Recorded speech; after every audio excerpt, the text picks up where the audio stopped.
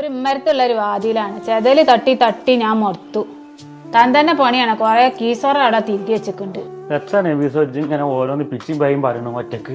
ഒന്നുമില്ല, ഞാൻ നമ്മളെ വാതിലിനെ പറ്റി പറയാണ്. നിങ്ങൾ പോയിട്ട് മരുന്നൊക്കെ കിട്ടിയാ? ആ മരുന്നൊക്കെ കിട്ടി. ഏതോ ഒരാഴ്ച കിട്ടിയിട്ടില്ല. പുറത്തുനിന്ന് വാങ്ങാൻ പറഞ്ഞു. ഞാന് പുറത്തുനിന്ന് വാങ്ങിയിട്ടില്ല. ഞാൻ അത് അടുത്ത ആഴ്ച ചെല്ലുമ്പോഴേ കിട്ടും. പുറത്തുനിന്ന് വാങ്ങുമ്പോഴൊക്കെ അതിന് കുറെ കായോ എത്താ പറ്റിപ്പോ ബാതിലിനെ പറ്റി പറയാന്.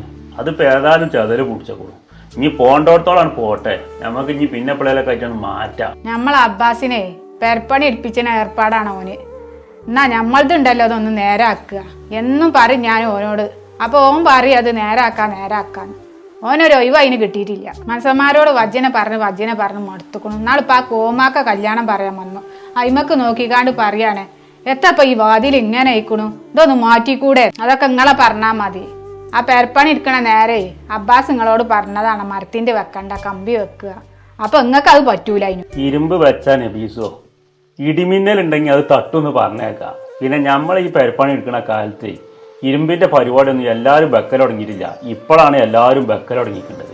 ഇനി ഞമ്മക്ക് മാറ്റാം. അതിപ്പോ നല്ല ഇരുളന്ന് കിട്ടിയപ്പോ ഞാൻ വെച്ചതല്ലേ. ഇതിപ്പോ ഇങ്ങനെ ആവുന്നപ്പോ ഞാനും കേളർത്തിട്ടില്ലല്ലോ. നമ്മളോടെ മാത്രമൊന്നും അല്ല നബീസോ.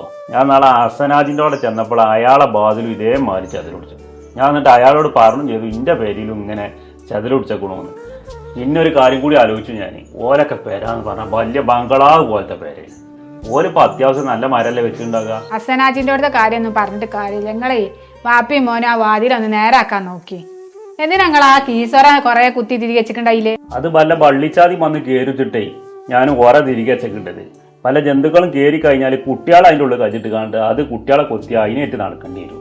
എത്ത് പറഞ്ഞാലും നിങ്ങൾക്ക് ഒരു മുറിനായ ഉണ്ടാവും. അതിന്റെ ഉള്ളിലല്ലേ പാമ്പും ചേരൊക്കെ വന്നിരിക്കണു. നിങ്ങൾക്ക് കഞ്ഞ ചോറത്തേലും വേണമെങ്കിൽ പോരി, ഞാൻ വണ്ടി തരാം.